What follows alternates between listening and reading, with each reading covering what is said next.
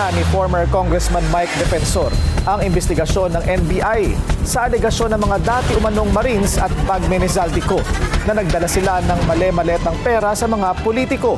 Ang ahensya nagmumukha raw abogado ng mga akusado. The burden of proof lies with the accuser. Pero para kay Mike Defensor, hindi dapat ang dati umanong Marines ang iniimbestigahan.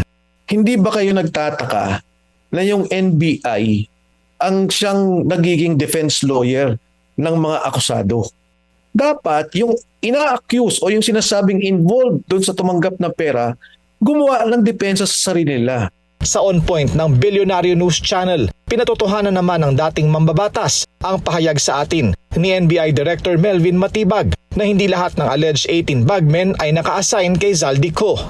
Minsan naka-assign sila sa isang grupo, sa member of the family, kuminsan doon sa asawa.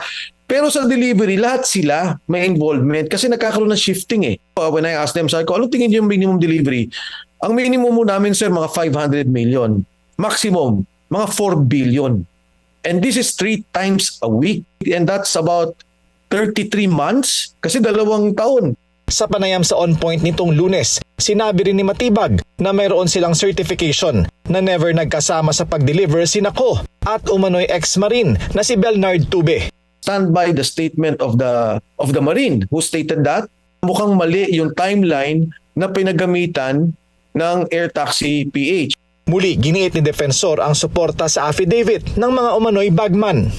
Consistently, Martin Romualdez is being mentioned. Sergeant Gutesa mentioned him, si Zaldico mentioned him, pero hanggang ngayon di nila pinapatawag at walang kaso. Kinumpirma rin ni Defensor na may mga retired officer na nakausap ang alleged Marines bago ang kontrobersyal na press conference nila noong February 24.